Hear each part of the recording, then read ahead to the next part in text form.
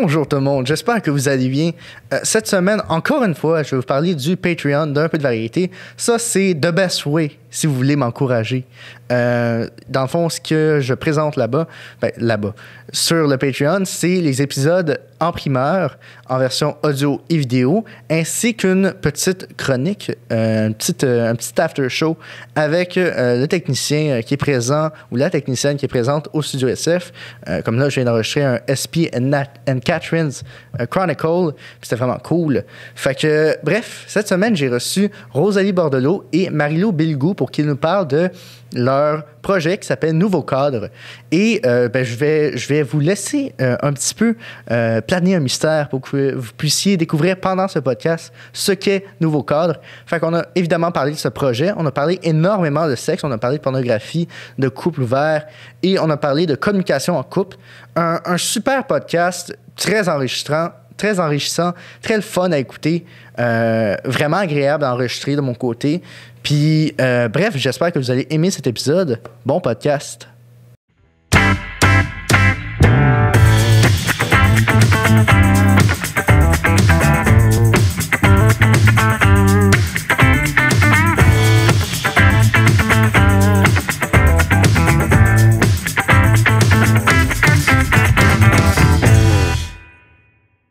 OK, c'est commencé. Alors, bonjour, mesdames. Bonjour. Bonjour. Comment allez-vous?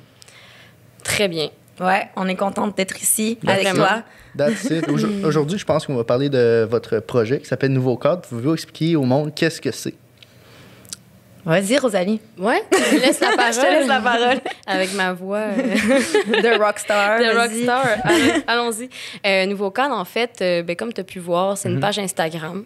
C'est une page Instagram, en fait, qui démystifie les tabous entourant la sexualité des jeunes. Donc, on parle de plein de choses.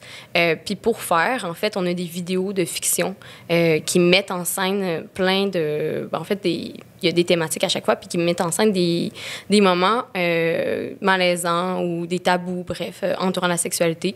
Puis nous, après, on déconstruit avec des sexologues et des influenceurs ces vidéos-là avec des entrevues. Et des ados. Des ados qui passent en entrevue aussi puis qui parlent de la thématique. Donc, à chaque semaine, on a une thématique différente. Comme là, cette semaine, c'était la masturbation.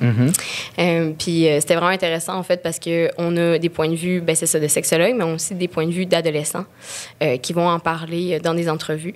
Puis en fait, le but, c'est vraiment de démystifier puis d'amener la discussion, en fait, sur la page. Donc, tous les samedis aussi, comme là, ce soir, on a un live avec Anne-Marie, qui est notre professionnelle de la sexologie, qui va parler avec nous puis qui va répondre aux questions des adolescents qui vont être présents dans le live. Wow! Ouais. Mais j'ai peu de contact avec la branche d'âge qu'on peut qualifier d'adolescent. Ouais. Puis je sais pas si vous, oui, mais grâce à Nouveau Cadre, j'imagine que oui.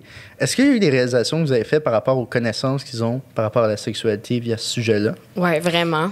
Mais là, tu sais, nous, ça fait quand même juste 2 semaines qu'on a parti la page. Fait faut le spécifier. Ouais. Fait que c'est pas comme si ça faisait 2 ans, là. Okay. Donc, on connaît pas encore complètement notre public et notre public nous connaît pas encore complètement. Je sens qu'ils sont un peu gênés encore de poser des questions. Mais récemment, on a eu la chance de vendre nos vidéos dans une école secondaire. Ah oui? Ouais. Okay. Puis là, on a eu plus de poux, en fait, parce que la professeure qui, elle, a demandé nos vidéos, nous a dit que les élèves lui ont demandé de secondaire 3-4 parce que, pas de Nouveau Cadre, là, mais ils lui ont demandé une éducation sexuelle parce qu'ils en ont aucune à l'école puis qu'ils sont complètement perdus parce qu'ils disent nous, on a accès à plein d'informations sur Internet, mais on sait pas qu'est-ce qui est vrai puis qu'est-ce qui est faux. Puis personne nous l'enseigne, puis les profs sont trop mal à l'aise de le faire, les parents sont trop mal à l'aise de le faire, fait qui le fait? Fait que grâce à ça, on a pu vendre nos vidéos, puis grâce à ça, on sait que il y a vraiment un besoin dans ce qu'on fait, tu sais. Vraiment. On a reçu totalement. aussi des DM, tu sais, faut spécifier, là, on a reçu quand même plusieurs DM, puis des questions vraiment précises, tricky, là, que nous, on savait pas du tout quoi répondre, parce qu'il faut spécifier que moi et Marie-Lou, en fait, on est des réalisatrices au départ. Au départ, c'était censé être juste faire des vidéos pour amener des discussions, aller dans les écoles avec ces vidéos-là, puis on s'est rendu compte, en fait, qu'on pouvait créer une machine qui s'appelle une page Instagram. c'est comme un petit monstre. Là. On l'appelle notre petit monstre parce qu'on s'est rendu compte qu'effectivement, il y a un besoin crucial. Puis si c'est pas des DM, c'est des commentaires qu'on reçoit. Les gens qui participent au live aussi sont super intéressés. Puis le premier appel qu'on a fait avant même qu'on commence vraiment la page, on avait demandé on essayait de trouver des ados pour nos entrevues. Ouais. Puis on a demandé à ce que les jeunes nous envoient pourquoi c'est important pour eux l'éducation sexuelle. Puis on a reçu plus de 200 messages écrits et aussi une cinquantaine de vidéos de jeunes qui expriment pourquoi c'est important pour eux l'éducation sexuelle. Puis, je veux dire, nous, on n'a pas le financement pour aller ratisser encore plus loin, mais imagine si on avait de l'argent pour faire de la pub au niveau national, là, ben, comme, on en aurait peut-être reçu des milliers. Effectivement. Moi, j'étais en France pendant 4 mois l'année passée, puis j'en avais parlé à des Français de ce projet-là. Puis, ça intéressait tout le monde. C'était comme, ben oui. Pourquoi ça se fait pas, tu sais? Pourquoi on parle pas de sexualité pour ados? Puis... En France non plus, ils font pas ça? Ben, en France, ben, encore moins qu'ici. Ah ouais? Ben oui, Okay. c'est... J'ai jamais visité ce paysage, mais... Ce sera pas de sitôt, j'ai l'impression. Non, mais sinon... Ils sont très fermés d'esprit sur certaines choses, pas sur tout, là, mais sur la sexualité, j'ai vraiment l'impression qu'il y a un besoin crucial. Puis il y a beaucoup de sexisme en France, là. Donc, ouais, nous, en fait, notre objectif, c'est que là, on commence petit. C'est déjà quand même assez gros parce qu'on a comme 3500 followers déjà en un mois et 2 semaines. Rappelez-vous, nous avons 3500 followers en même pas un mois. On est trop fiers. Mais je pense que ben, c'est ça, à force d'en parler, puis à force d'être partagé par plein de monde, on ne fait que gagner en fait des followers. Puis on se rend compte que ben, il y a beaucoup de jeunes adultes, mais il y a aussi beaucoup d'ados. Puis le mot se passe tranquillement. Puis je pense que effectivement, ça va donner peut-être une page un peu plus riche à travers le temps. Je pense qu'on va avoir tellement de contenu que ça va peut-être rejoindre l'international. On espère. Mais moi, j'ai une question pour toi. Ouais, okay. Toi, t'as quel âge? Ben, là? Moi, j'ai 19. T'as 19. Tu rentres pas mal dans la branche d'âge de notre public, en fait. Okay. Toi, qu'est-ce que t'en penses de l'éducation sexuelle? T'en as-tu eu à l'école? J'en ai eu très peu, très honnêtement. Cette année, j'ai découvert à quoi servait la prostate. C'est comme, vraiment, j'avais jamais entendu parler de ça à l'école. J'ai découvert que ben, ça peut provoquer des orgasmes plus forts pour un homme. Puis, je veux dire, ça attire la curiosité. C'est le genre de choses qu'on devrait ne serait-ce que dire à l'école. Pas obligé d'en faire un long cours dessus, quoique ce serait pertinent. Mais c'est juste que j'ai tellement peu d'informations. J'ai l'anatomie, puis tout ce qui est qu'est-ce qui te fait plaisir, comment stimuler, comment bien faire ça. J'ai dû attendre au cégep d'avoir un cours de sexualité, comme vraiment spécifié de sexualité, qui, même à ça, ça donnait à plus ressembler à un cours de sexologie qu'à un cours de, mettons, comment tu fais ça. Puis je comprends ça aussi. Ce serait... Non, ça Qu'est-ce que tu veux dire un cours de sexologie par rapport à un cours de comment tu fais ça? En fait, c'est parce qu'il y avait beaucoup de psychologique dans le côté. C'était pas juste, OK, si tu stimules ça comme ça, si tu veux provoquer un orgasme chez un homme, tu peux apprendre à faire ça, ou chez une femme. Mais c'était vraiment juste, c'était majoritairement très psychologique. C'est quoi une personne c'est quoi déjà le terme quand tu es vraiment accroché à quelqu'un? Codépendant. Codépendant.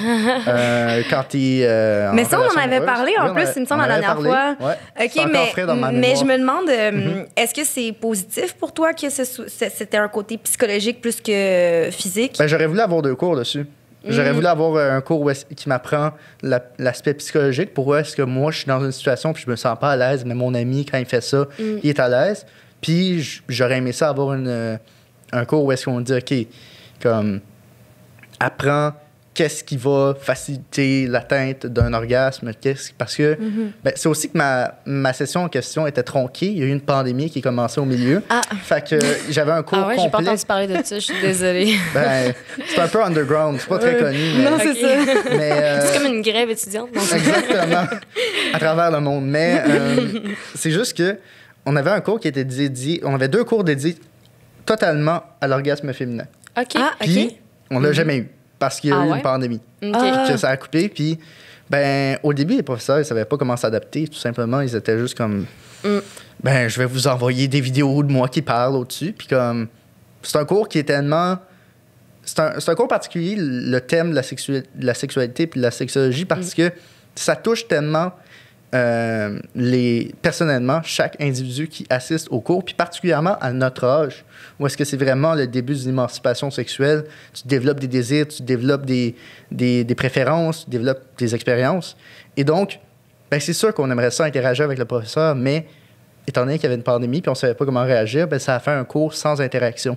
Ouais. Ça a tué un peu le cours. C'est ça un peu le problème de la pandémie actuelle, j'ai l'impression, mais pour tous les cours. Mais est-ce que ce cours-là, tu l'as pris parce que tu avais une curiosité? On dirait qu'on t'intéresse. Oui, c'est ça, c'est nous qui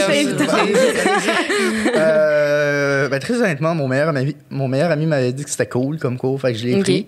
Puis je me suis rendu compte que ça m'intéressait vraiment, puis ça a fait en sorte que peu à peu, j'ai commencé à m'intéresser à ce sujet-là. Si bien que maintenant, je dirais pas que je suis très informé, mais je suis informé sur ce sujet. Comme tu sais maintenant que tu as une prostate et que ça peut être pas mal le fun. Oui, en effet.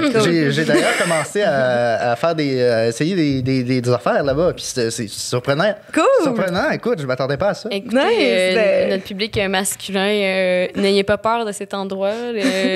C'est sûr que ça fait un peu peur parce que, bon, c'est associé à autre chose.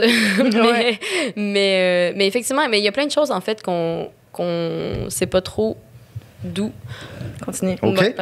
On sait pas trop aller chercher, en fait, l'information. Puis même nous, tu sais, on a parti de cette page-là, puis bon, on avait plein de bonnes intentions, puis je pense que moi et Marie-Lou, en fait, on a toujours travaillé dans un sens où est-ce qu'on veut faire des films qui vont faire changer les mentalités. Mais on en apprend encore, puis le fait de travailler avec Rox Desragons ou Anne-Marie, qui a une page Instagram qui s'appelle Au lit avec Anne-Marie, ça nous enseigne encore beaucoup. Puis même à 27 ans, tu sais, 27, 29 ans, on a l'impression qu'il manque, on dirait, mais il manque des pages comme Nouveau Cadre. C'est ça, il faudrait qu'il y en ait plus. Mais on dirait qu'avec Internet, c'est un peu dur de trouver la bonne information. C'est parce que Internet, les réseaux sociaux particulièrement, pour moi, c'est le western. Ouais, c'est le Far West, en fait. Peux-tu développer un peu plus? Je vais faire ça. Okay. C'est que quand t'es garoché là-dedans à 8, 9, 10, 11, 12 ans, sans préavis d'un adulte avec toi pour t'expliquer comment ça fonctionne, j'ai l'impression que tu peux tomber sur tellement de choses, soit que t'es pas prêt de tomber là-dessus, ou que c'est des images que tu penses que tu es prêt à avoir, mais peut-être que tu n'étais pas rendu là dans ton cheminement. Puis je parle pas juste de regarder de la pornographie, d'aller sur un site pornographique. Je parle même sur Instagram ou sur TikTok. Il y a des choses à caractère pornographique qu'on peut retrouver, puis que quand on a 8-9 ans, on n'était peut-être pas nécessairement prêt à ça, et que les parents peuvent pas tout le temps regarder tout ce que tu fais, tout ce que tu vois. C'est pour ça que c'est important. Je pense que les parents soient conscients de ce que les enfants vont consommer sans démoniser tout ça, mais en les éduquant pour comprendre que c'est des images puis c'est pas la vérité, tout ça, tu sais. Mais le problème avec les parents, puis moi, c'était un peu aussi mon problème, quoi, que j'avais des parents très, très ouverts, c'est que ils ont pas ils sont pas dans notre génération, puis ils ont pas les mêmes ressources que nous, tu sais. Ils ont pas la même ouverture, parce que faut dire que bon, dans l'époque de nos parents, c'était encore beaucoup moins parlé, la sexualité, puis il y avait la religion aussi, puis tu sais, bon, il y avait plein de choses qui faisaient en sorte qu'on en parlait juste pas. Mais j'ai l'impression que la job maintenant, c'est aux parents aussi, justement, de suivre des pages comme notre page ou Club Sexu, tu sais, vraiment aller vers des ressources pour pouvoir mieux éduquer leurs enfants, parce que c'est vrai que dans le milieu familial, ça peut être assez touché, tu sais, c'est quand même quelque chose assez, c'est intime, c'est ton enfant, tu sais pas trop comment en parler, tu sais, c'est pour pas rendre ça, justement... tu sais, des fois, moi, je me rappelle en tant qu'adolescente, j'avais pas envie que ma mère me dise quand tu te touches à tel endroit, t'as un orgasme. Comme je serais comme maman, genre non. Mais ça reste que il y a une job à faire du côté des parents. Puis aussi, je me rends compte qu'il y a beaucoup d'ados, en fait, qui commencent à parler de sexualité entre eux. Puis ça, c'est vraiment une bonne chose, parce que quand tu as des amis qui ont le même âge que toi, qui vivent sensiblement la même chose, la même puberté, tu sais, j'ai l'impression, en fait, que plus ton groupe social autour de toi en parle, mieux c'est. Parce que oui, c'est beau avoir un nouveau cadre, là, tu sais. Oui, c'est beau suivre nos vidéos, tout ça, mais faut voir à plus grande échelle. Oui, parce qu'au final, l'éducation, ça se passe par plein de personnes. T'sais. Puis parce que notre page, en fait, pour nous, c'est juste le début de la conversation. Exact. Quand tu es sur notre page, ça veut pas dire que tu as fait ton éducation sexuelle du tout. Au contraire, le but, c'est que tu t'envoies les vidéos à tes amis, t'envoies les vidéos à ton enfant, à ta cousin, à ton cousin. Ah, c'est ça, à ton cousin, à ta cousine, mais comme... Puis qu'après, t'en parles avec eux. Exact. C'est ça, puis c'est en parlant... En fait, je pense que la sexualité, ça s'apprend en parlant avec le plus de monde possible. Pour voir les différentes sphères de réalité qu'il y a et sans comparer toi avec les autres, comprendre que tout le monde vit un peu les mêmes affaires tout en étant très différent, tout le monde, tu sais. Fait que... Ben, totalement. Ouais. Écoutez, j'ai été prendre une marche avec 2 de mes amis récemment. Ben, récemment, il y a comme 1 mois et demi. Puis, on s'est même parlé de sexualité. Puis on en est juste venu... Bon, on est juste venu à la conclusion que, hey, comme...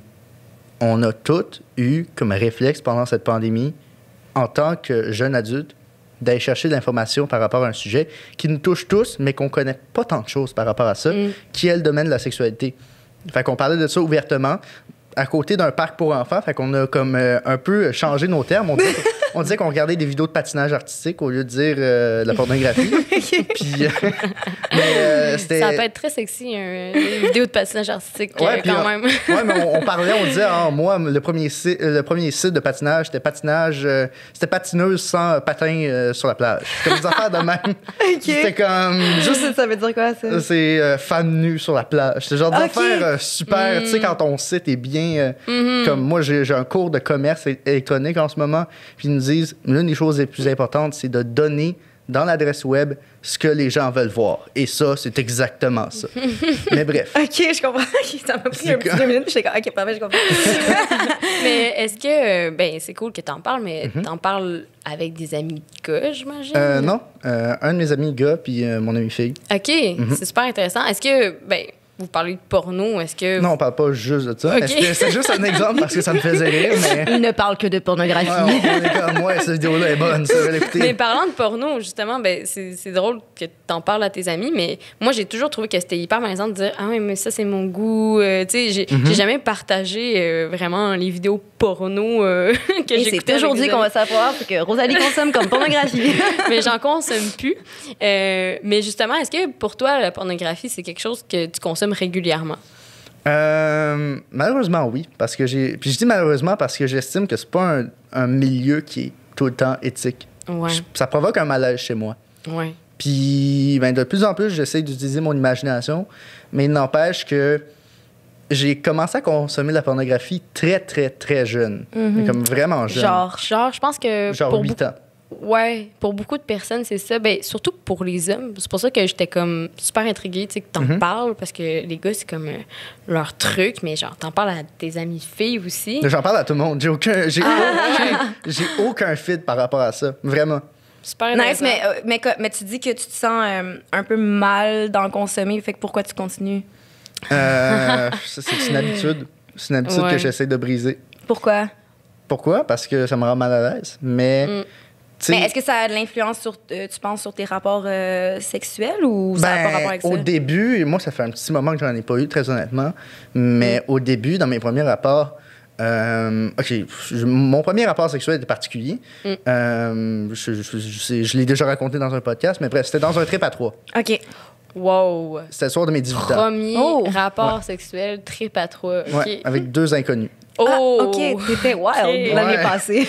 On voit que t'as consommé beaucoup de pornographie, en effet, ça sonne. Non, c'est vraiment arrivé juste par hasard. Je parlais à une fille, puis son amie est venue nous rejoindre, puis elle m'a dit « Veux-tu qu'on aille chiller à l'appart? » Puis j'ai dit « Non, j'ai un cours à 8 heures. » Okay. Puis là, ils m'ont dit « Non, on voudrait comme faire plus. » J'étais comme « OK, j'ai plus de cours. » Fait que, ça s'est passé. Puis, il n'empêche que comme ça s'apparente beaucoup à quelqu'un, admettons, ça s'apparente au fantasme de quelqu'un qui aurait regardé beaucoup de pornographie. Ouais. Mais il faut savoir que moi, j'en ai écouté très jeune, mais j'ai pris une pause, comme vers 15 ans. De 15 à 16 ans, j'en ai pas regardé. Parce que j'estimais que j'avais besoin de prendre du temps pour me dire, hey, c'est parce que c'est pas vrai. Ouais. C'est des acteurs. C'est ça. Mais ce qui me rend mal à l'aise, parce que j'ai réfléchi à ce qui me rend mal à l'aise dans la pornographie, parce que moi aussi, j'ai arrêté d'en consommer, de la pornographie. Puis ça n'avait pas d'incidence sur mes rapports sexuels, mais pour moi, ça va plus loin que ça. C'est philosophique, là. J'aime pas la pornographie. au niveau philosophique, la pornographie mainstream. Là. Pourquoi? Parce que, justement, les gens qui commencent à en consommer à l'âge de 8 ans, tu sais même pas encore t'es qui. Puis on te met des images sexuelles alors que tu n'as aucune identité sexuelle. Ouais. Fait qu'ensuite, tu crées une identité sexuelle par rapport à ce conte qu'on t'a raconté toute ta vie, ce conte qui est la pornographie, que tu as depuis l'âge de 8, 9, 10 ans. Puis ensuite, ben, pour toi, c'est ça. Fait que ça m'énerve, j'aime pas ça, puis c'est pour ça que j'aimerais que ça disparaisse de l'histoire de la planète. Mais ça peut pas arriver, mais juste qu'on s'éduque par rapport à comment moins en consommer, comment ne faire en sorte qu'à 8 ans, t'en consommes pas, mettons. Mais c'est la même chose pour les films. T'sais, les films, en général, on est des réalisatrices, on le sait, ça influence les gens. Oui. Mais c'est ça, c'est comme décider quel film tu vas présenter à tes enfants quand tu es un parent. T'sais. Pour moi, c'est la même affaire. Si tu présentes juste des films de Disney à ta petite fille, puis tu dis, ben, pour être une bonne petite fille, il faut que tu sois une bonne petite princesse, toute calme, bien rangée, c'est sûr que ça va influencer l'enfant. T'sais. Fait que, imagine, en plus, t'imposes. Ben, en fait, le jeune s'impose cette pornographie-là parce que tout le monde en écoute. Fait que, il veut faire partie de la gang. T'sais. Mais ouais, effectivement, ça peut être problématique. Puis, en fait, je pense qu'avec Nouveau Cadre, ce qu'on s'est rendu compte, c'est que... Juste avant, j'aimerais rebondir sur ce que tu as dit, tu continueras après. Ouais. C'est que tu me demandais si ça influençait comment j'agissais dans mes rapports sexuels. Au début, certes, ma première fois était vraiment comme ça aurait pu sembler comme une prémisse de film porno, mais il n'empêche que j'ai eu comme une réalisation. Les filles doivent le savoir quand un gars a vraiment regardé beaucoup de pornographie parce que c'est une suite d'événements vraiment fixes. C'est tout le temps la même chose. C'est fellation, pénétration, orgasme, pas mal ça. C'est souvent ça. À la fin, dans les films porno, souvent, il y a une éjaculation faciale. Mais il n'empêche que c'est souvent une suite très précise d'événements. Il y a des positions particulières. Puis, comme, les filles doivent le sentir que le gars, il joue un petit peu un acte. Mais non, Okay. je te dirais que c'est pas juste ça. Ça va beaucoup plus loin parce que les hommes, les personnes qui sont là-dedans, là, c'est pas qu'ils vont faire exactement ce qui se passe dans le film porno, c'est que, mettons, il y a des gens, ils aiment pas faire des pipes, OK?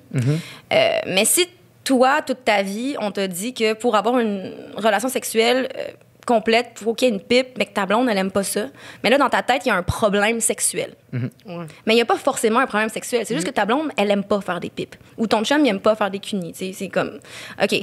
Mais parlez-vous-en, puis voir, est-ce qu'il y a d'autres choses que vous pouvez faire ensemble qui ont pas du tout à voir avec la pornographie, qui est complètement différente puis qui est juste pour vous et qui n'a pas à voir avec la pipe qu'elle n'aime pas faire. Fait que c'est pas nécessairement... Puis le gars, il se sent pas une porn star parce qu'il aime recevoir des pipes. Pour lui, c'est juste normal. Moi, dans ma tête, Ouais. tout le monde devrait aimer faire des pipes et des cunis, mais tu sais, ça, c'est une autre histoire, mais comme... ça n'a pas rapport avec la... Mais tu vois ce que je veux dire?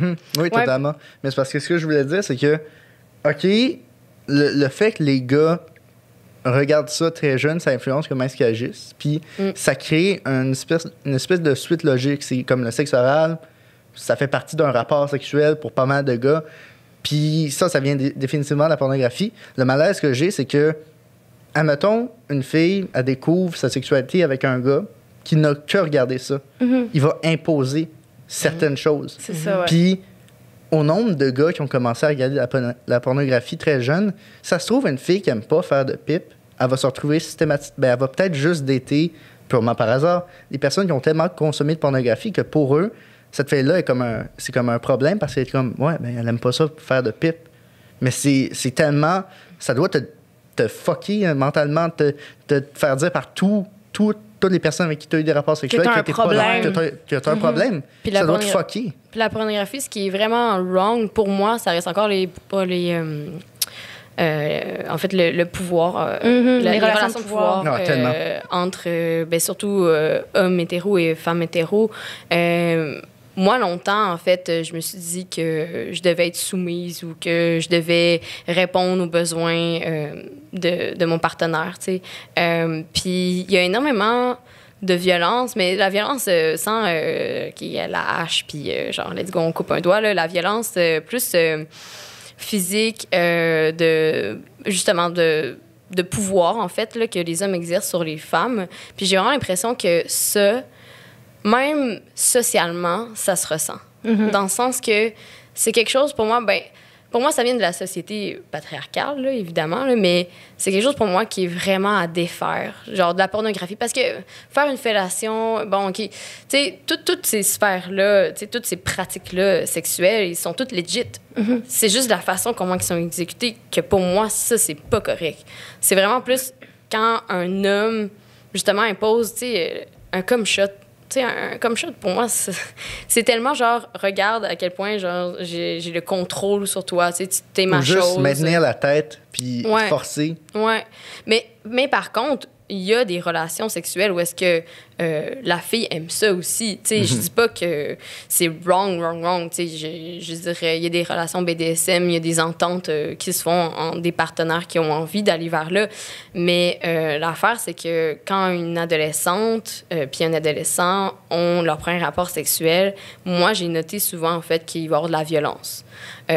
Qui va avoir, en fait, ce sentiment-là que ben, tu dois répondre, en tant que femme, tu dois répondre, ou fille, adolescente, tu dois répondre exactement aux besoins de ton partenaire. Puis, ça crée, je trouve que ça crée beaucoup d'anxiété sociale et d'anxiété sexuelle pour les filles. Moi, je parle vraiment en tant qu'expérience personnelle, mais moi, je sais que mes premiers rapports, c'était vraiment dans une position de soumission. Puis j'ai pas du tout exploré ma propre sexualité parce que je voulais absolument plaire à mon partenaire, parce que je l'aimais. Puis j'ai l'impression qu'il y a beaucoup d'adolescents, en fait, qui vivent ça. Mais même chez les garçons, il y a cette espèce de sentiment de « je dois performer ». Parce que dans la pornographie, ça performe. C'est comme, let's go, genre, je débande jamais, je peux être dure tout le long, puis je dois montrer que c'est moi qui contrôle la situation, mais ça crée tellement de stress pour beaucoup de jeunes garçons, puis ça en parle pas beaucoup. C'est parce que je veux rebondir sur ce que tu dis, parce que là, on vient d'exposer que il y a un problème d'éducation chez les garçons, mais il y a un problème d'éducation chez les filles. Puis c'est ça, nouveau cadre pour nous, c'est autant pour les filles que pour les garçons. Parce que là, récemment, il y a eu la libération de la parole sexuelle des femmes grâce au mouvement MeToo. Qui continue. La parole continue de se libérer, ce qui est génial. Mais il y a comme eu un revirement de situation où les gars ont été un peu plus muselés là-dedans, ce qui est peut-être normal. Mais là, c'est le temps de redonner la parole sexuelle aux garçons aussi, tu sais, que les deux, ils l'aient. Puis c'est pour ça que bientôt, on va faire une semaine... parce que là, nous, on est deux filles. Hein? On s'identifie comme femmes. En passant, si vous voulez m'inviter pour que je parle de ça, ça me fait plaisir. Ah oui! Ben écoute, certainement. Peut-être dans la semaine dont on va te parler. Ouais. Mais c'est ça, comme on est deux filles, puis on est très, très filles, genre, on va se le dire. Fait que c'est sûr que quand on crée des films, même si on essaye d'ouvrir, ça reste dans un angle un peu féminin. Donc, toutes les thématiques qu'on aurait faites dans les 6 prochaines semaines, on va les reprendre puis faire une semaine spéciale juste pour les gars. D'accord. Et les gars hétéros. Les gars hétéros. Parce qu'on parle beaucoup de l'homosexualité, de la pansexualité sur notre page, mais là, on veut vraiment faire les gars hétéros parce que les gars hétéros ont besoin de se faire éduquer pour que les problèmes de domination, de pouvoir, de whatever, de performance arrêtent. Exact. Totalement. Puis honnêtement, le sujet de la domination, ça a toujours été un sujet qui a provoqué chez moi un certain inconfort. Parce que, tu sais, il y a dans la pornographie, pour pas mal de gars, je pense, ce qu'on appelle un effet de catharsis, c'est que tu vis, admettons, des actions à travers un personnage. Mais je dis pas que, en fait, admettons, tu vois une vidéo pornographique où est-ce que, admettons, c'est une relation hétérosexuelle, le gars va être extrêmement dominant, puis je veux dire, il y a des personnes qui regardent ça puis qui vont se dire « Ah, moi, je ne ferais jamais ça, mais je regarde ça quand même parce que ça m'excite. Mais le problème, c'est qu'il y a beaucoup de gens non, c'est pas un problème, mais je veux dire, il y a beaucoup de gens... C'est tellement instauré, l'espèce de culture du gars qui doit être dominant, que quand, admettons, dans ma vie privée, quand on m'a demandé d'être dominant sexuellement, j'en étais tout simplement incapable. J'en suis juste incapable parce que ça provoque un malaise. À cause de tout ce que tu as vu? Oui. Ça provoque un gros malaise. Mais c'est pour ça, en fait, que la pratique sexuelle doit être libre à chacun. Dans le sens que il faut avoir des bonnes bases. Quand tu as une nouvelle relation sexuelle avec un nouveau partenaire, je pense que c'est important, la communication. Là. Dire, moi, j'aime ça, OK, où est-ce qu'on peut s'entendre, etc. Puis même après avoir eu la relation sexuelle, tu sais, faire un check-up. Hey, je sais pas, je t'ai-tu fait mal? T'as-tu aimé ça? T'as-tu aimé ça? T'es-tu venu? Ben, ça me fait penser, tu disais qu'il y avait un problème que, dans le fond, beaucoup de filles, ils tentaient activement de satisfaire leur partenaire à cause de la pornographie, mais j'ai rarement vu de vidéos pornographiques où est-ce que le gars tentait activement de satisfaire la fille. La fille, elle hurle de plaisir, puis c'est probablement faux aussi, mais le gars, il fait juste la pénétrer, il fait rien d'autre. Des fois, il fait un cunnilingus, mais comme, il prend pas d'action pour activement essayer de satisfaire sa partenaire. Ça crée un débalancement qui fait en sorte que souvent, on met la femme comme... Mais imagine, t'aurais un nouveau début de film pornographique où, genre, les deux se rencontrent, ils se trouvent fucking chaud, puis là, après, ils vont dans le lit, puis ils sont comme... Puis là, ils ont une discussion. Moi, là, ce que j'aime, là, c'est ça, mais c'est une discussion sexy, genre, puis là, ils disent tout qu'est-ce qu'ils aiment, puis là, ils le vivent, puis là, on sent le consentement. Puis une fois qu'ils ont consenti, ils font l'amour, puis après, ils refont un check-up. Imagine, c'est ça le film pornographique, Mais là, je le regarderais. Marie-Lou, quand on va terminer notre semaine, on va parler des films porno. Voici le premier scénario, guys, j'espère que vous avez apprécié. on va rester sur nouveau, quand on va faire des trucs plus legit, là. Mais ça serait quand même très legit. Moi, c'est toujours été mon rêve de réaliser de la pornographie, justement à cause de ça. OK. Ouais. Wow. Ouais, ben, je veux dire, hey, je bois, là, à un moment donné, peut-être ça va se passer, là. C'est producteur, porno, je suis là. Pas jouer dedans, le faire. Non. Pegasus Productions, je suis là. C'est ça. Mais je connais du monde, tu sais, qui travaille là-dedans, mais en tant que monteur, preneur de son, etc. Puis ça a l'air quand même assez intéressant comme milieu. Mais justement, je voulais pas faire de la porno mainstream. Puis si j'en fais, ça va être de ce style de pornographie-là, très dans le consentement, pas hétéronormatif non plus. Parce que il y en a, en fait, on parle de porno là, depuis tantôt, là, mais là, on parle de porno mainstream, mais il y en a de la bonne porno. C'est juste qu'elle est payante. Puis tu sais, quand t'es un adolescent, mais t'as pas de carte de crédit, à ce que je sache, ou en tout cas... Puis même à ça, il y a beaucoup excuse-moi. Ouais, vas-y. Il y a beaucoup le raisonnement... Si je peux trouver quelque chose de gratuit qui va me satisfaire, pourquoi je paierais? OK, c'est plus éthique, mais mon but, c'est d'éjaculer le plus vite ou d'avoir du plaisir. Je veux pas payer. C'est ça. Puis c'est surtout où est-ce que je trouve ces sites-là, tu sais, où est-ce que je trouve la diversité et tout ça. Puis ça prend quand même de la recherche. Puis souvent, quand t'as envie de te masturber, ben... C'est là. T'as pas le temps, là. C'est comme... Hey. Tu réfléchis pas 4 jours avant, là. T'es comme, maintenant. Let's go. C'est là. Mais tout ça pour dire que je pense que... Moi, personnellement, je trouve que la pornographie, oui, c'est intéressant. Mettons, la pornographie, on parle de la pornographie pas mainstream. Là. Oui, c'est intéressant. Est-ce que vous en avez déjà consommé de la pornographie pas mainstream? Ouais.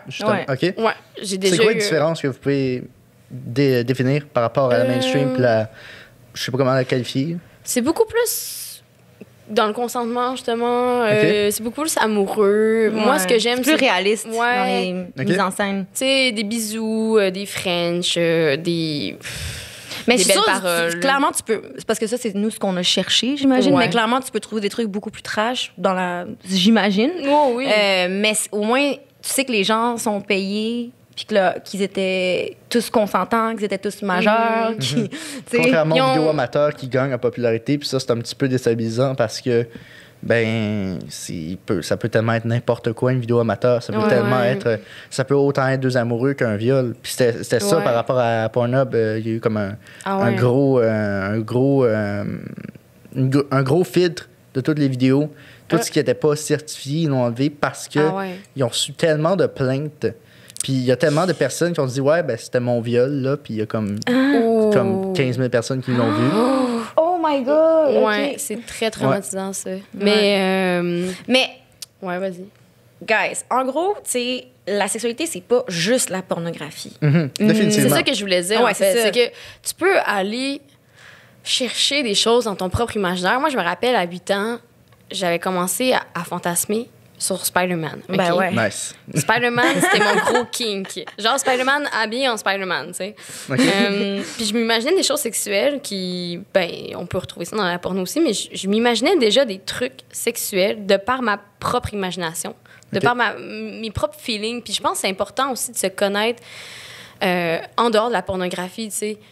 Moi, mon corps, je l'ai découvert en dehors de la pornographie. J'ai ressenti des sensations en me touchant pour la première fois. Puis mon imaginaire, après, est allé vers quelque chose qui n'était pas inspiré de rien, tu sais. Même pas des films, à la limite. C'était vraiment comme ça m'appartenait, c'était mon monde à moi. Puis je pense que c'est important de se créer son monde à soi.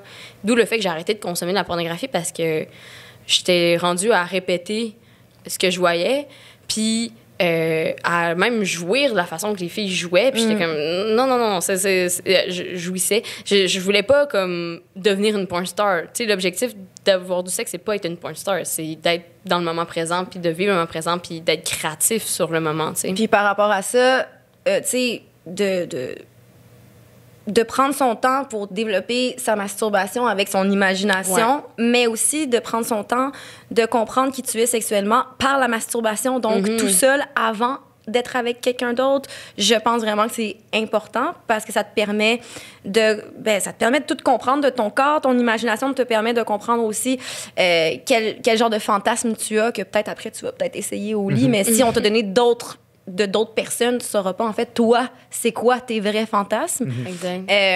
Puis là, notre semaine, comme on disait, c'est la masturbation. Moi, c'est mon sujet préféré, la masturbation. On avait déjà un peu parlé, mais là, je pense qu'on est en train de faire un deep dive sur le sujet de la sexualité, mais c'est un peu au plaisir. Continue. Je peux parler de la masturbation? Vas-y. OK, cool. La masturbation, je trouve que c'est tellement la liberté pour n'importe quel être humain d'atteindre quelque chose d'hyper plaisant et d'hyper sain pour lui.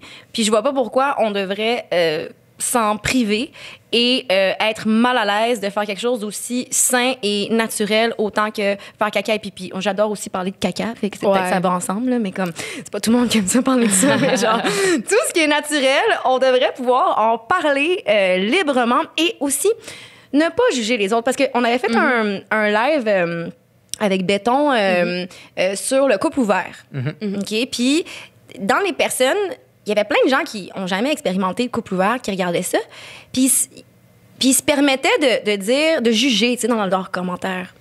Puis, moi, j'ai juste envie de dire, si tu veux pas pratiquer le couple ouvert, pratique pas le couple ouvert, mais c'est le fun d'entendre des personnes vivre ça. Puis ça veut pas dire que, parce que toi, tu le fais pas, que ta vie est pas nice, là.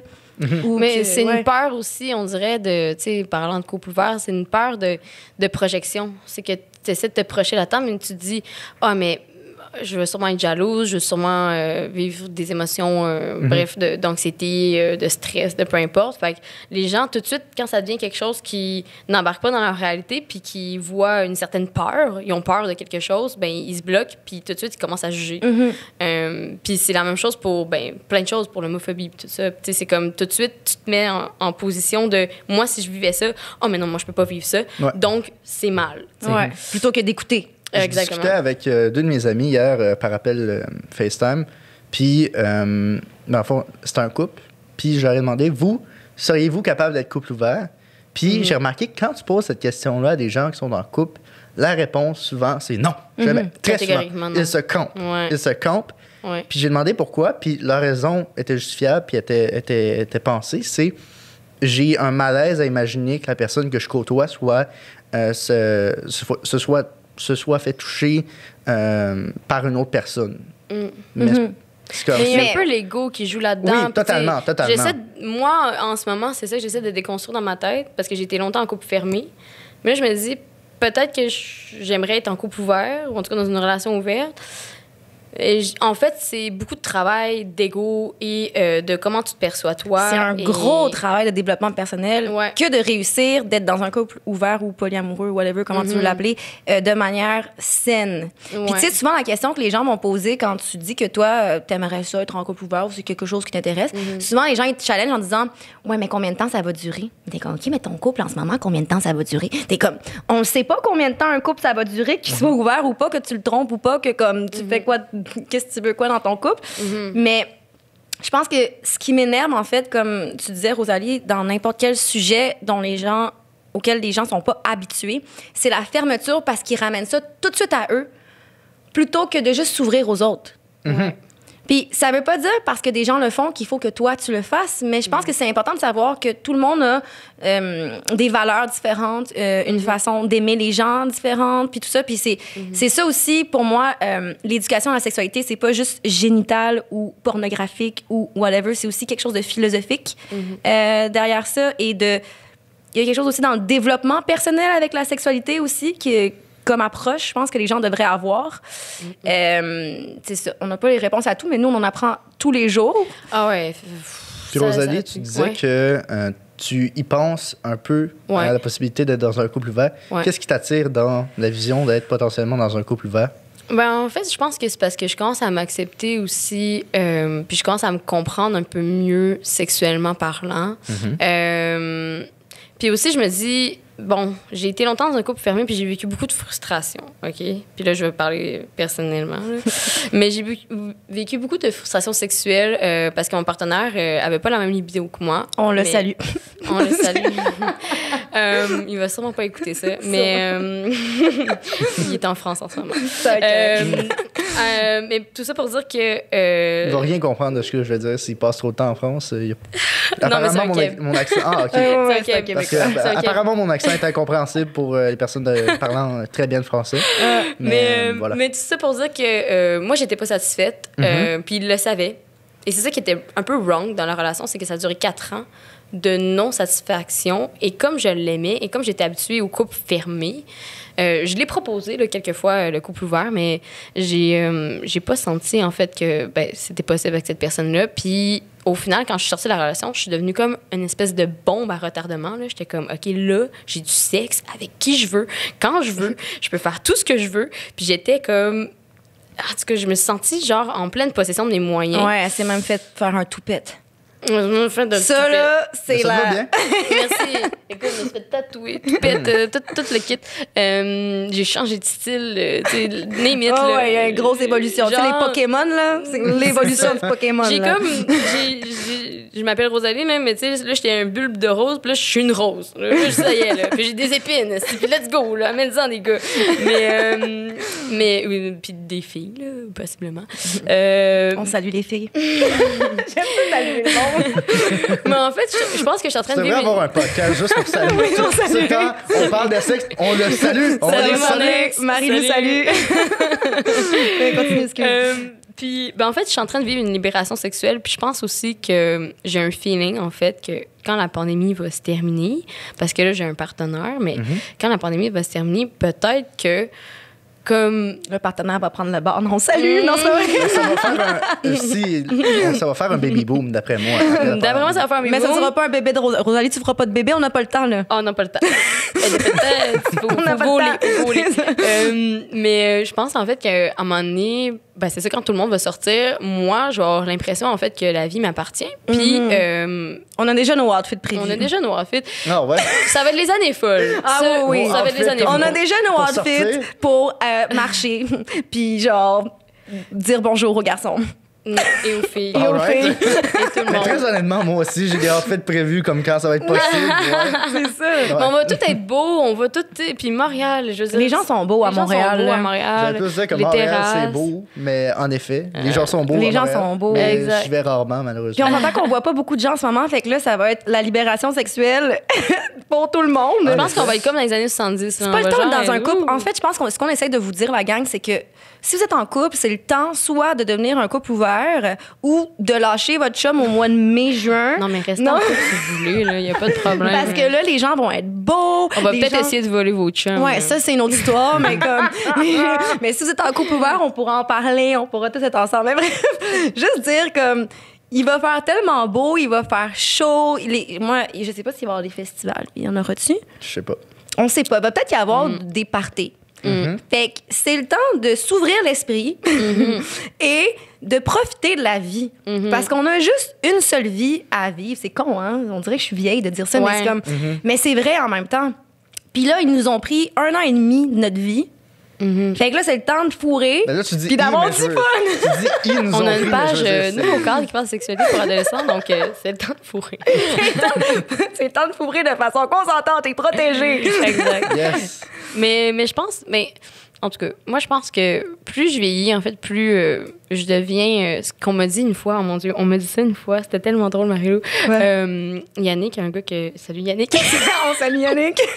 Yannick, un gars que je fréquentais, il m'a dit, toi, quand tu vas être vieille, là, je t'imagine, là, comme une bosse, genre, avec un char, puis genre des chiens, puis un loft, puis tu vas avoir plein d'hommes à tes pieds, puis tu vas choisir les hommes que tu veux. C'est tellement malade. Puis j'étais comme, ben C'est pas écoute, désagréable comme prémonition. ben écoute, pourquoi pas, tu sais, peut-être Peux-tu que... être dans ton rêve? Ouais, on peut Parfait. être les deux là-dedans, tu Merci. sais. mais j'avais cette idée-là, tu sais, en tête, puis j'étais comme, peut-être, tu sais, puis ça veut pas dire, je veux dire, être une madame, tu sais, sugar mamie, là, Sugar genre, mommy, avec tous ses boys, puis tout, là, mais ça veut dire aussi, dans le sens que, justement, Mais comme Marie le dit, c'est- on a juste une vie, puis je pense que les femmes, quand on commence à apprendre à se connaître sexuellement, il y a une libération, puis je pense qu'il faut la vivre. Puis moi, j'ai peur d'être soumis à un homme, en fait, dans ma vie. J'ai Ok. peur d'être soumis, j'ai peur d'être mis dans une cage, parce que longtemps, j'avais l'impression d'être mis dans une cage, tu sais. Ben, tu t'es auto-mis dans cette cage-là Je me suis aussi. C'est pas auto-mis juste dans la cette faute de cage. cette C'est ça. personne-là. Là. C'est- Mais je crois quand même à la monogamie, puis j'ai un cœur, puis normalement, je suis capable d'aimer juste une personne à la fois, mais peut-être que là, mon cœur va être capable d'aimer 2, 3 personnes, je sais pas. Mais tu sais, par rapport au polyamour puis au couple ouvert, je pense que quand les gens disent qu'ils sont polyamoureux ou couple ouvert, whatever, faut pas prendre ça comme une finalité en soi. Il y a des gens peut-être qui vont rester toute leur vie polyamoureux, mais il y en a pour qui ça fluctue. Comme aussi l'homosexualité, la pansexualité, le fait d'être queer, tout ça, là, ça peut fluctuer. T'es pas obligé d'être encabané dans une seule chose, même par rapport à l'hétérosexualité. Mais je pense que de faire un espèce de coming out en tant que fille, en plus, de dire, ben moi, j'ai pas envie d'avoir un seul partenaire amoureux toute ma vie, c'est quelque chose d'un peu tricky encore aujourd'hui. Puis particulièrement, là, on zoom in sur ma situation à Ouais. mon âge. À mon âge, les gars sont pas particulièrement informés là-dessus. Souvent, là, je veux dire, il y a une minorité, puis je m'inclus dans la minorité sans vouloir me flatter l'ego, qui ont un peu d'informations par rapport à ça, puis ils comprennent que c'est pas tant un truc de « Ah, t'es pas capable de te contenir », mais c'est vraiment une question de « Ben, ça se fait. Ça se fait. Mais c'est tellement une minorité quand je compare à la marée de gars qui sont juste fermés, puis qui, quand ils entendent la possibilité d'un couple ouvert, ferment systématiquement. Puis je pense que ben, il faut laisser du temps. Je pense que être en couple ouvert, c'est quelque chose qui est très tricky à mon âge en particulier. J'ai comme cette impression-là. Mais moi, ça me fait peur aussi. Je dis, ah, je vais être ci, je vais être ça, mais ça me fait peur aussi, tu sais. Mais c'est très effrayant. En fait, récemment, j'ai comme... Moi, OK, comment dire ça? Je pense que j'ai des tendances à être polyamoureuse dans la vie. OK. Mais encore une fois, j'ai pas envie de m'encabaner dans quoi que ce soit, mais j'ai des tendances à ça, OK?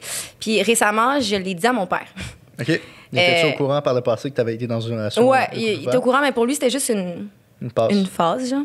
Et là, quand je lui ai dit à mon père, je vais t'apprendre quelque chose récemment, j'ai vécu ça récemment, quand je lui ai dit, je lui ai dit, papa, moi, je pense que je suis polyamoureuse, puis moi, je veux avoir 2 amoureux. En ce moment-là, c'est ça que je veux. Je veux 2 amoureux, puis s'ils veulent avoir une amoureuse à côté, ben ils auront ça, mais j'ai 2 amoureux. Et là, ça l'a tellement choqué. Il est venu les yeux pleins d'eau, puis il commençait à parler de lui, puis il était comme, mais moi, je pourrais jamais vivre ça, parce que, tu sais, quand t'aimes quelqu'un, t'es avec cette personne-là, non. Puis je lui ai dit, mais tu sais, papa, ça, c'est toi.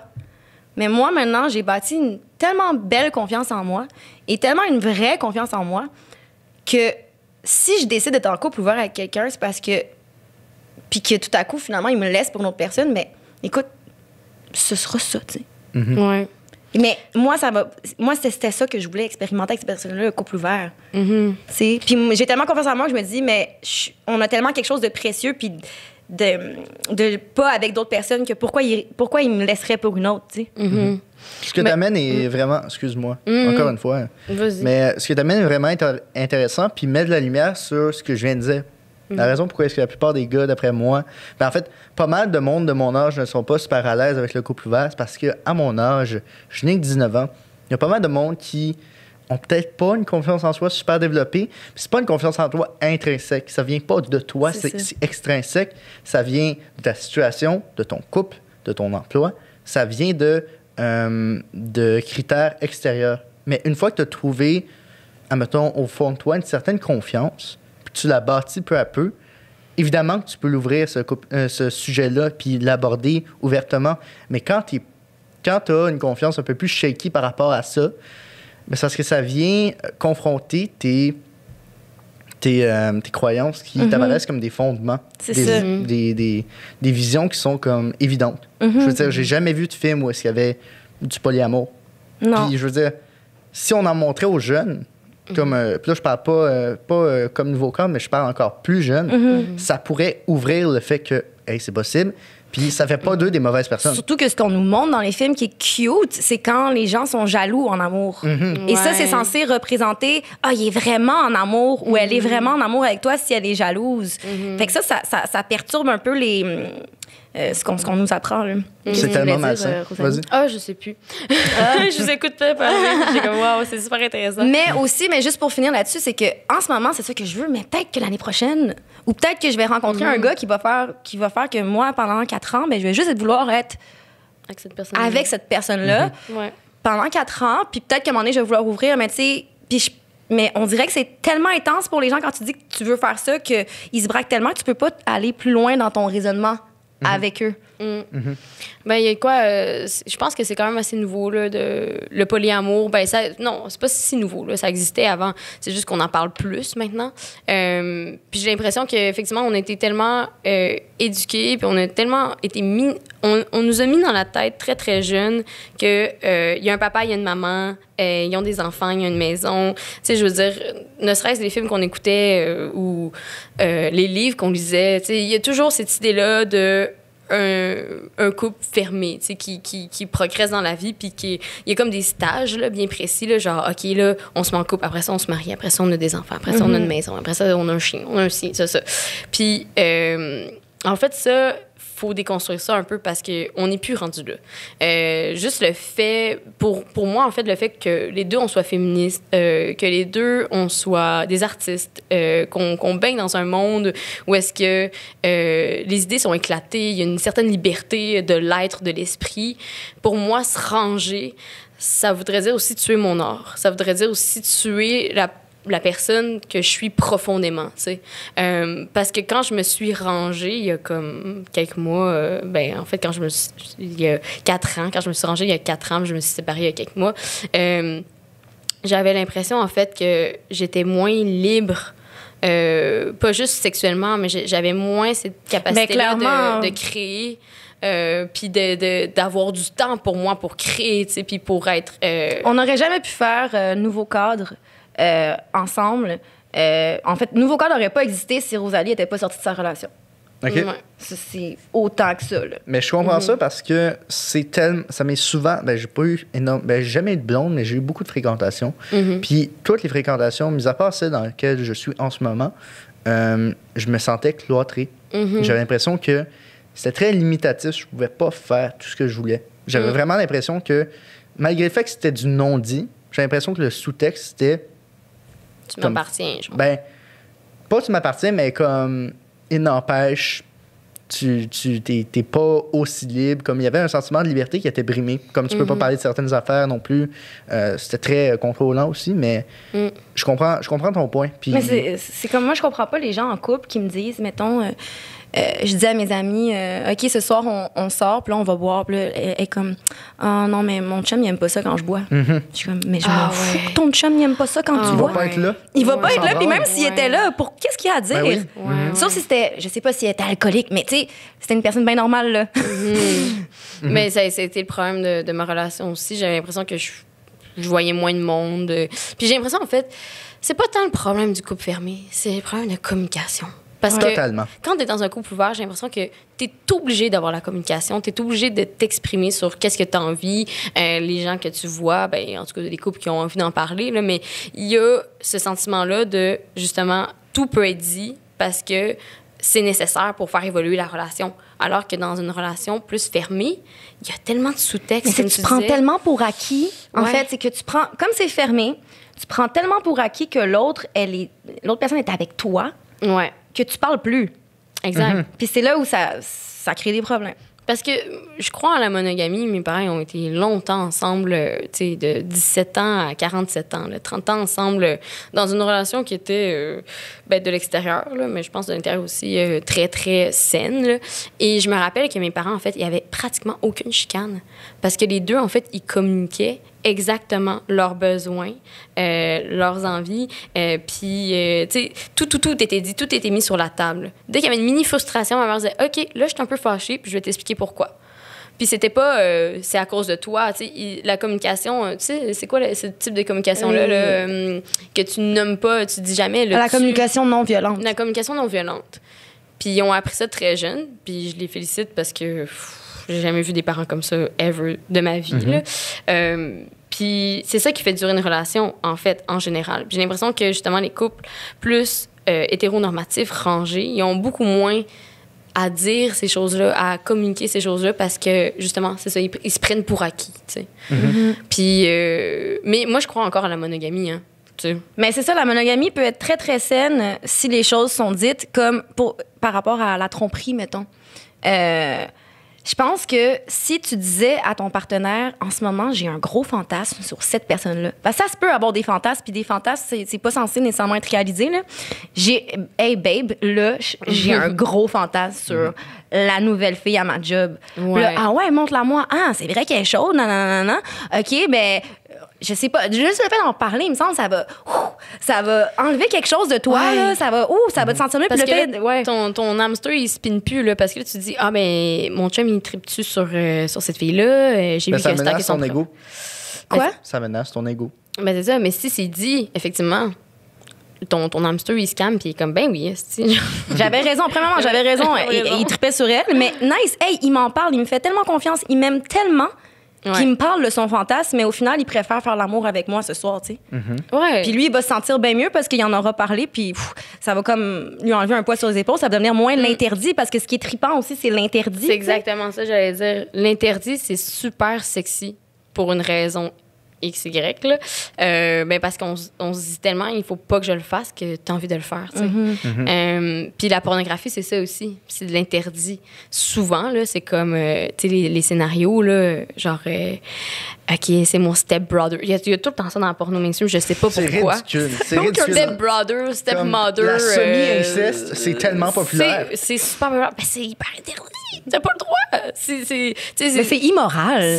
Ouais, mais en même temps, c'est que c'est step. J'ai déjà connu quelqu'un qui avait fréquenté sa demi-sœur, puis c'était particulier. Demi-sœur de sang ou? C'était la fille du chum de sa mère. OK, ouais. C'était particulier. Mais bref, mais c'est ça, mais ça reste...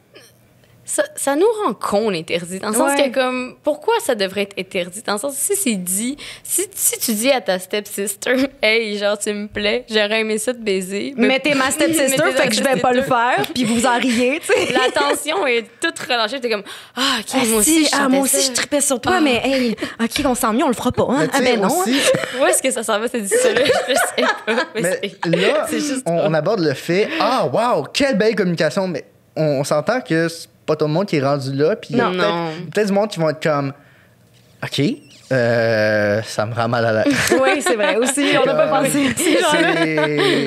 C'est comme le fait de dire, c'est comme de dire, hey, la nouvelle fille à ma job, elle est pas pire. Puis là, t'es juste comme, ah, ben, cool, maintenant tu viens de me rendre mal à l'aise. C'est comme, autant avoir une ouverture, une communication si bonne, ça doit varier d'une personne.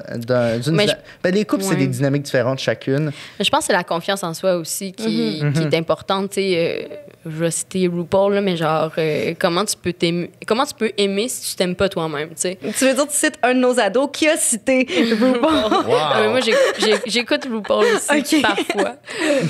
Mais c'est vrai, il faut s'aimer soi-même. Avant de rentrer dans une relation, il faut que t'aimes ton corps, il faut que t'aimes ta personne, il faut que t'aimes ta vie, il faut que tu sois comme, ma vie, c'est la best life ever, genre, puis je vais inclure quelqu'un dans cette life-là, puis on va partager nos best life ensemble, mais on sera pas merge pour faire, genre, une vie commune, puis comme, c'est notre petit monde à nous, puis tout. Non, on a chacun nos mondes, on vit nos shit, mais quand on se réunit, c'est nice parce que c'est deux mondes qui se rencontrent. Puis, tu sais, là, ça crée des étincelles, tu sais. Mais il faut vraiment que tu aies nourri ta personne de solitude puis de bien-être, puis que quand tu es seul, tu es genre, oh my God, je m'aime tellement. Puis je veux juste dire qu'on dit ça, mais on n'est pas parfaite, là. Du tout. On apprend. On n'est pas parfaite en communication, on n'est pas parfaite dans la non-codépendance, on n'est pas parfaite dans bien les affaires, mais on est sur la bonne voie pour s'améliorer. Exactement. Puis aussi, ce que tu viens d'amener, Rosalie, ça amène aussi le fait que, développer une certaine confiance en soi, ça peut se faire à travers un couple, mais ça met peut-être en lumière le fait que, on a tellement mis le couple sur un piédestal, et ça depuis les films, que pas mal de monde, quand ils sont adolescents, leur but, c'est d'avoir un partenaire. Mais c'est pour ça, peut-être. Est-ce que je te laisse continuer? Mais il n'empêche que si tu n'as pas développé cette confiance-là en toi, c'est ça qui fait en sorte que la communication est moins bonne. C'est ça qui fait en sorte que quand la personne te dit « Ouais, genre, cette fille-là me plaît », voyons, pourquoi? C'est quoi, je fais pas assez? Mais c'est parce que la confiance en soi n'a pas été développée. Exactement. On n'a pas laissé le temps à la personne de se définir. Puis c'est pourquoi, mettons, on revient au fait que les gens de mon âge, le couple ouvert, ça paraît un peu intimidant parce que, je veux dire, on est encore à l'âge où est-ce que tu te définis, tu essaies de te définir. Des fois, tu te définis par ton couple. Puis... Conseil, le cégep fait ça célibataire. Tellement. Non, mais tu sais, dans le sens que c'est tellement là que tu te découvres. Le cégep, c'est le moment parfait. T'étais au secondaire, tu t'es fait imposer des études fucking plates par moment. Puis là, t'arrives au cégep. Puis là, le cégep, tu peux faire ce que tu veux. Puis c'est comme les années transitoires là, avant de t'endetter à l'université puis faire ta carrière ou peu importe. Là, ou je sais pas si t'as pas envie, mais... C'est deux choix, carrière ou endettement. C'est ça, exact. Mais le cégep, c'est là où est-ce que tu t'explores et tout. Puis en tout cas, moi, j'avais commencé en couple, je l'ai terminé célibataire. Puis, oh mon Dieu, c'était les plus belles années de ma vie. OK. Vraiment. Genre, j'étais en cinéma, je découvrais du monde, je me découvrais à travers ça, j'ai développé un style, je me suis développée, puis je pense que c'est important en tant que jeune de se développer.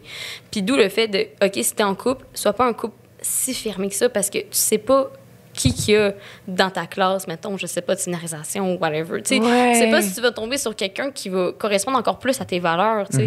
Puis il y a tellement de monde dans le monde, là. C'est con, là, mais c'est... Parce qu'en ce moment, tu sais, on est célibataire, si on veut, là. On est célibataire, OK? Je vais parler pour moi. Moi, en ce moment, je suis célibataire. Puis j'ai jamais été célibataire dans ma vie, vraiment. OK. Fait que c'est un combat. OK. Avec moi-même. C'est difficile. Mais en ce moment, j'apprends à aimer ça puis à aller avec lenteur quand je vois quelqu'un que je trouve intéressant, parce que je me dis, mais ça se peut qu'il y en ait un autre après d'intéressant, puis un autre après. Puis là, c'est d'aller voir aussi à quel point, là, je ris, là, mais aussi à quel point moi, je suis intéressante avant. Puis est-ce que, comme tu disais, les deux mondes qui se rencontrent, est-ce que je vais... Parce que des fois, il y a des gens, ils apparaissent puis sont full intéressants, mais ça veut pas dire qu'ils vont bien s'imbriquer dans ton monde, tu sais. Fait qu'après, c'est de prendre le temps. Puis parce que des fois, les gens, ils vont tellement vite pour se mettre en couple aussi. Après 1 mois, ils sont en couple. Après 2 mois, ils ont déménagé avec. Après 6 mois, ils ont 4 enfants. Fait que là, ça marche pas comme ça. mais tu sais, c'est ça. Fait que je me dis, avant de te mettre en couple et de le fermer en plus... prenez le temps de vous découvrir là-dedans, de voir si vos mondes s'imbriquent ensemble, puis si vous vous aimez pour vrai, tu sais. Ah ouais, le mot d'ordre, c'est prendre son temps. Ouais, totalement. Vraiment. J'ai regardé la vidéo que vous avez fait avec Rémi puis Claudie. Puis quelque chose qui m'a fait réaliser... il y a quelque chose qui est apparu dans mon esprit comme une réalisation. C'est une épiphanie. C'est que j'avais pas réalisé à quel point la tyrannie du like était dangereuse pour la santé mentale des jeunes. Parce que moi, je suis arrivé sur les réseaux sociaux quand j'avais comme 16 ans. Je suis arrivé sur Instagram, j'avais 16 ans.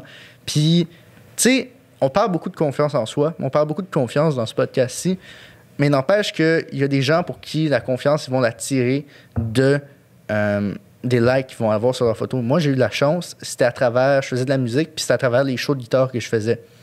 Mais... la grande majorité, c'était pas ça. Puis ça m'a juste tellement frappé. Vous, comment est-ce que vous avez pris ça de découvrir... j'imagine que ça fait longtemps que vous le savez, peut-être. Mais comment est-ce que vous avez pris ça d'apprendre que c'est si présent, cette tyrannie-là? Tu veux dire... J'aime ça que tu appelles ça la tyrannie des likes. La tyrannie des likes. Que ça devient quelque chose d'angoissant. de publier. Ben, Non, je pense que ce que tu demandes, c'est comment, c'est quoi intellectuellement, qu'est-ce qu'on en pense? Ouais. qu'est-ce qu'on en pense? Ouais. C'est une bonne question. Oui, il y a beaucoup de choses, mais je pense que, comme il disait Rémi et Claudie dans la vidéo, eux, ils sont les meilleurs pour en parler parce que c'est des influenceurs qui ont utilisé leur corps à des fins marketing, en fait. Ils ont été leur propre outil marketing, donc le corps qui est le meilleur moyen pour vendre, le moyen le plus efficace. Et ils se sont retrouvés... Et ils ont expliqué que, dans le fond, eux, ils faisaient ça parce qu'ils n'avaient pas confiance en eux et qu'ils voulaient aller rechercher la reconnaissance de leur physique par le biais des likes et des commentaires. Mais ce qu'ils ont dit, c'est ça va jamais te nourrir un like et un commentaire. Plus tu as besoin de la reconnaissance des autres, plus tu peux être sûr que tu n'as pas confiance en toi. Ouais. C'est pas mal de poster des choses sur Instagram, comme il disait, c'est mal de le faire par besoin de reconnaissance. Si toi, tu poses ta photo puis que tu es persuadé que ta photo est extraordinaire, puis tu as 4 likes, puis tu es super content de chacun de tes 4 likes, bien ça, c'est merveilleux. Mais si tu as 538 likes, puis tu es comme « Ah merde, la dernière fois, j'en ai eu 618 », ça veut dire que je suis moins beau sur cette photo-là. C'est là qu'il y a un problème. Avec la tyrannie des likes, ben je sais pas c'est quoi le moyen de l'éradiquer. Moi, je pense qu'il faudrait qu'à l'école, il y ait des cours par rapport aux réseaux sociaux, en fait. Ouais. Puis comment gérer ça. C'est un manque crucial, en fait, parce que nous, quand on était rentrés dans les écoles pour tenter de faire nos vidéos, passer nos vidéos nouveaux cadres dans des classes, les profs étaient tellement... les écoles qu'on a eues, là, parce qu'il faut se dire qu'on était refusés à maintes reprises par rapport à nos vidéos parce que c'était trop poussé pour eux. Là. Ils voulaient nous censurer plein de trucs. Ils voulaient censurer plein de trucs. Puis... Toi, la censure dans les écoles, ça a toujours été un problème. Comme la fois où est-ce que tu parlais de TikTok. Ben, c'est ça, en fait. Elle parle de ça. Ouais, OK. On parle encore de la même situation. Ouais. C'est drôle. Marlo, tu te répètes, là. Désolée, c'est parce que j'avais parlé un petit peu de nouveau cadre la dernière fois. Ouais, je savais déjà c'était quoi comme 8 mois d'avance. Oui, c'est ça. Je sais même pas comment j'ai fait, très honnêtement. En fait, tu te répètes pas, c'est moi qui te répète. Ouais. Mais bref, tout ça pour dire, oui, TikTok... il y avait une prof qui voulait passer cette vidéo-là à ses élèves du primaire, t'imagines? OK. Parce qu'elle disait « Ah, mais ils ont tout ça, puis ils sont tous là-dessus. » Puis là, c'est weird, ils font comme des danses, les filles font comme des danses sexy. Mais là, on parle d'élèves de 9, 10, 11 ans, là, tu sais. Puis il y avait un gros problème, puis elle savait pas comment leur en parler. Genre zéro. Puis c'est vrai, ils savent pas comment leur en parler parce qu'ils voient qu'il y a un problème. Ils voient qu'il y a une genre de représentation des corps, en fait, de plus en plus sexuée chez les jeunes, très, très jeunes. Là, on parle même pas d'adolescents, là, c'est des enfants. Là. Puis ils savent juste pas quoi faire. Ils sont comme, mais qu'est-ce qu'on fait? Fait que pour nous, je pense que nouveau cadre, ça va servir à ça éventuellement dans le futur. Peut-être que le gouvernement va peut-être dire « Ah, ben tiens, on va faire des cours sur les réseaux sociaux. » Ça serait tellement fantastique. Ouais. Mais nous, avec Nouveau Cadre, c'est ça qu'on veut faire, c'est qu'on veut aller dans les écoles puis parler de ça parce qu'il y a vraiment une lacune là, énorme. Là. Puis, tu sais, ça crée tellement d'angoisse chez les jeunes filles, surtout, là, je trouve, là, la tyrannie des likes. Tu sais, j'ai vraiment l'impression que il faut être populaire. Pas il faut, mais j'ai l'impression que chez beaucoup de jeunes filles, il y a cette espèce de pression-là d'être représentée de façon sexy pour attirer plus d'attention, peut-être, pour se valoriser aux yeux des autres, tu sais. Puis... Mais c'est logique, en fait. C'est que tu te dis, je vais mettre une belle photo de moi pour pouvoir avoir confiance en moi. Ça a l'air logique quand tu y penses. Parce que c'est vrai que ça fait du bien quand les gens ils disent que t'es belle, puis que t'as des beaux vêtements, t'as des beaux cheveux, whatever.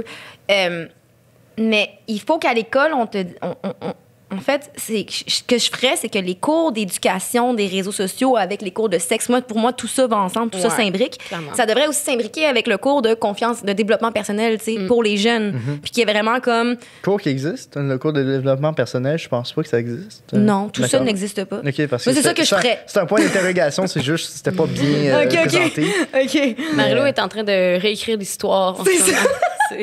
Voici ce qu'il va avoir dans les écoles. Qu'est-ce que vous aimeriez comme changement dans le système d'éducation? Je suis le ministère de l'Éducation. Voilà, je me prends pour... Si j'étais le ministère de l'Éducation. Ministère, si tu écoutes, voici ce qu'il faut faire. Frank Legault, écoute.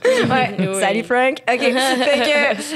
Fait que là, dans le fond, je ferais un cours à la place que ce soit juste éducation à la sexualité. Parce que pour moi, ça veut rien dire, éducation à la sexualité. Parce que la sexualité, ça touche tellement de sphères. Ouais. Tu peux pas avoir une sexualité saine si toi-même, t'es pas une personne saine avec toi-même, tu sais. Ouais. Fait qu'il faut que tu imbriques tout ça et les réseaux sociaux là-dedans pour créer une génération beaucoup plus saine. En fait, il faut juste que les profs, le ministère, soient juste au courant de ce qui se passe en ce moment. Il faudrait qu'il y ait une recherchiste ou des jeunes. Ou nous, genre. Nous, C'est juste ça de même. qui formons les cours, puis qui, justement, faut avoir le langage aussi des jeunes, parce qu'ils ont un certain langage. Nous, on est rendus déjà des vieilles peaux là, pour eux. Là, même toi. Ah, définitivement. Ouais, c'est ça, tu sais. Fait que, puis c'était tout un défi aussi avec Nouveau Corps de voir, c'est quoi le langage des jeunes? Comment on adresse ça à des jeunes, tu sais. Puis à date, ça pogne, mais peut-être qu'ils disent aussi, la page fait un peu vieux jeu. Tu sais, je sais pas. Je sais pas. Les jeunes, pouvez-vous nous dire qu'est-ce que vous pensez de Nouveau Corps? Est-ce que ça a l'air cool? Ça a-tu l'air fait par deux vieilles madames? Tu sais, Marie-Lou, tu disais cours, faudrait un cours de développement personnel, il faudrait aussi un cours de communication. Ouais. Définitivement. Ouais. Parce que c'est pas normal que ça te prenne 4-5 relations avant de découvrir, hey, la communication qui m'apparaît comme celle qui me rejoint le plus, c'est cette technique-là. Il faudrait que pour assurer comme parce que aussi, des relations, ça peut te fucker. Puis si c'est juste la communication qui fait en sorte que le couple prend le bord puis que ça laisse des séquelles chez toi, ben c'est quand même dommage parce que si tu avais juste été éduqué sur le concept de la communication puis un certain type de communication fait plus avec toi, ben tu n'aurais peut-être pas eu ces séquelles-là. Ouais, effectivement. Ouais. Ah non, je te dis, il y a on du a quand même travail à du faire. pain sur la planche, hein? On a du pain sur la planche. Si le gouvernement nous écoute, là, fouf! Puis par rapport à la communication, tu disais que tes parents en avaient une très saine. Est-ce que ça t'a permis d'avoir des communications saines dans tes relations? Écoute, souvent, on fait pas ce que nos parents nous ont dit de faire. Ben oui, à un certain point, j'ai voulu. Okay. J'ai fait des efforts, je pense, beaucoup dans ma vie. J'ai fait beaucoup de concessions. C'est encore drôle parce que, tu sais, je pense que j'ai eu une belle éducation. Je pense que j'ai eu un milieu familial très sain. Mais moi, je me suis développée autrement parce qu'on m'a appris aussi, mes parents m'ont appris de me développer comme moi j'ai envie d'être, tu sais. Okay. Puis j'ai vraiment appris sur le tas, tu sais. Puis c'est pas parce que mes parents avaient une super communication que moi, j'ai décidé de suivre le modèle, malheureusement. Là. J'ai fait mes erreurs, tu sais. Ça reste que c'est mon but principal, mais en même temps, est-ce qu'on a vraiment envie d'être comme nos parents, tu sais? Mais tu sais, c'est pas juste une question d'envie, c'est aussi que ce que tu vois dans le 0 à 3 ans, ça va naturellement être un peu une dynamique que tu vas tenter de recréer dans une relation. Ouais. Ben moi, en fait, merci mes parents d'avoir été là puis tout ça, mais ce qui me fucké un peu, c'est le fait que mes parents étaient très soudés, tu sais, ils étaient très fusionnels. Puis j'ai voulu ça longtemps dans ma vie, tu sais, une relation aussi fusionnelle et tout, mais ça donne pas à tout le monde. Puis il faut pas chercher ça nécessairement, là. Eux se sont tombés dessus, puis pour vrai, c'était comme des âmes sœurs, là. Tu sais, j'ai jamais vu un couple comme ça ever de ma vie, tu sais. Puis j'ai envie à ce niveau-là parce que je me dis ça devait être tellement extraordinaire, mais en même temps, chaque expérience est tellement différente. Puis je suis en train de revoir comment moi j'ai envie de vivre le couple. Puis pour continuer là-dessus. Ouais. Étrangement, là, tu diras si tu n'es pas d'accord, là, mais Rosalie et moi, on est en train, sans être en couple, de vivre comme une relation de couple parce que on a Nouveau Corps ensemble, c'est la pandémie, c'est ma seule amie en ce moment que je vois tout le temps. Fait que mais ça nous apprend beaucoup. Dans la communication non violente, dans la communication en général, dans le développement personnel aussi, parce que, tu sais, on n'a pas le choix de vouloir devenir chacune la meilleure version de nous-mêmes pour que notre amitié perdure dans ce chaos qui est Nouveau Cadre, tu sais, pour nous. Exact. Il y a comme deux branches. Là. Il y a comme, nous, on est amis depuis très longtemps. Puis là, on a un projet qui va vers le long terme. Puis c'est comme, comment, tu sais, amener les deux à être hyper sains, tu sais. Puis Mais n'empêche que vous aviez déjà une base. Vous avez déjà une amitié. Comme si on prend par exemple. Ça, c'est tricky. Parce qu'en business, tu sais, on en a vu. Mettons, on dit qu'on est comme un couple. Là. On en a vu des business qui ont chié solide parce que c'était un couple, justement. Tu sais, c'est pas nécessairement une bonne base. Dans le sens que les relations de business, c'est toujours mieux quand quasiment c'est pas des amis, là. Mais nous, en fait, on va prouver que non. Là. Mais il y en a des relations qui se sont basées sur l'amitié, des relations de business, mais c'est quand même tricky. C'est de la job à temps plein. C'est de la job à temps plein de job, c'est de la job à temps plein de relations Mais humaines. je pense qu'en règle générale, ce qu'il faut comprendre, c'est que quand tu es dans une relation très importante, tu sais, quelqu'un qui prend beaucoup de place dans ta vie, c'est une job d'entretien. Ouais. Tu peux C'est pas ça. juste prendre pour acquis puis laisser ça aller. Comme. Non. L'amour est pas suffisant, OK. je pense. Je sais pas qu'est-ce que t'en penses, toi. Ben, ça dépend de la dynamique. Ça dépend de la dynamique qui est installée. Puis je veux dire, le fait est que, oui, parfois en business, quand il s'agit, mettons, de partir d'une entreprise, si vous ne connaissez pas, mais vous avez des intérêts communs, ça va marcher. Ouais. Mais n'empêche que pour partir un projet, je pense qu'avoir une relation d'amitié par le passé, ça va aider grandement à ce que votre communication soit plus saine. Juste, on prend par exemple mon ancien co-animateur. Lui, je veux dire, je le connaissais, mais je veux dire, c'était pas un ami proche. Puis c'est probablement pourquoi ça n'a pas fonctionné. Puis ça a juste fait en sorte que, ben, on n'a pas su comment établir la dynamique, on n'a pas bien communiqué, puis ça a donné que, ben, maintenant je suis tout seul, puis je veux dire, j'aille pas ça.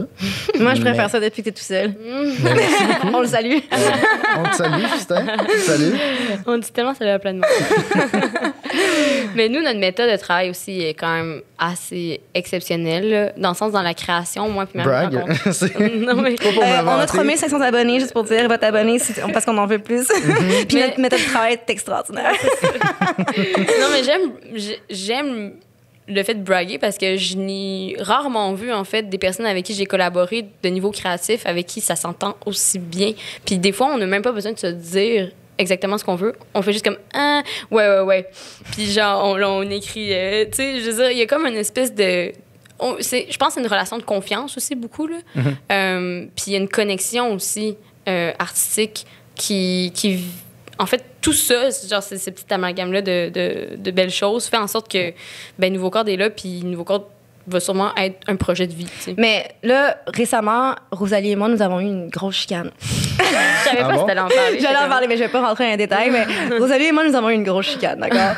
Parce qu'on passait trop de temps ensemble, puis il y avait trop de stress, puis whatever, puis on communiquait pas bien, en fait. OK. Puis je pense que les deux, on s'était un peu pris pour acquis là-dedans, puis tout ça. Puis là, on a réglé ça, hein? Puis on s'est promis, en fait, de se traiter comme l'importance qu'aurait un couple dans notre vie, tu sais.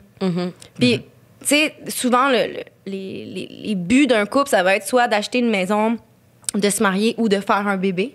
Mais on Ou s'est les dit trois. que... Ouais, ou les trois. Mais il faut commencer par quelque chose, là.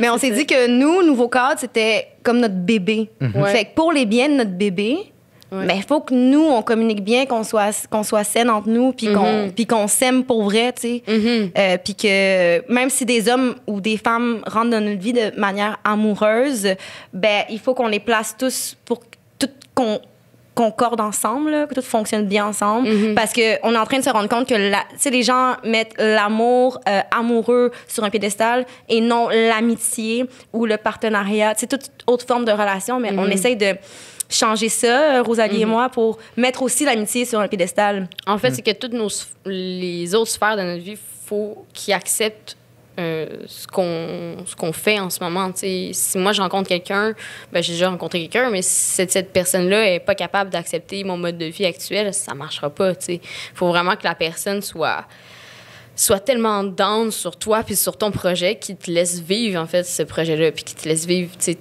ta passion. Mais ça, c'est le même pour tout le monde. Là. Mais c'est juste comme... C'est juste des réalisations qu'on a eues récemment. Là. Ouais. Ben, mesdames, merci beaucoup. Vous êtes Ça fait exceptionnelles. Vous êtes vraiment cool. Continuez à faire ce que vous faites. Merci infiniment. pour la Merci discussion à qu'on toi vient pour d'avoir. ton podcast. C'était vraiment le fun. C'était puis- nice. Ben, merci. Puis si on veut suivre Nouveau Cadre, où est-ce qu'on fait ça? Comment est-ce qu'on vous suit? Ben, Instagram. Là, vous allez dans la recherche. Là, vous écrivez nouveau. Après ça, vous écrivez cadre, tout collé. Puis vous faites abonner. Ouais, puis là, vous allez liker toutes les vidéos. Écoutez-les, s'il vous plaît, écoutez-les. Ouais. Mais ouais, puis si vous voulez nous supporter, vraiment nous supporter, là, c'est pas juste nous suivre, là, parce que c'est bien cute, là, avoir un follower de plus, mais vraiment nous supporter, en fait, c'est d'aller dans notre bio, de cliquer sur le lien Indiegogo, puis de nous donner, genre, un petit montant, parce qu'on en a besoin. Ouais. Fait que c'est ça. Un montant pour l'éducation sexuelle des adolescents et des adolescentes. On paye pas nous, là. On paye les gens qui travaillent avec nous parce qu'il faut le dire, là, on a une énorme équipe. On parlait beaucoup de nous, là, mais on a une énorme équipe. On a 17 employés. Donc, tout ce beau monde-là, en fait, on veut les récompenser de l'énorme travail qu'ils ont fait. Merveilleux. Ouais. Ben, merci beaucoup. Puis si jamais vous voulez que je vienne faire quelque chose avec Nouveau Cadre, Oh mon Oui. Dieu, si vous voulez quelqu'un, je suis disponible. tu nous as convaincus. Parfait. Bon, C'est ben, adjugé. Merci beaucoup. That's it. Bye. Mais merci. Bye.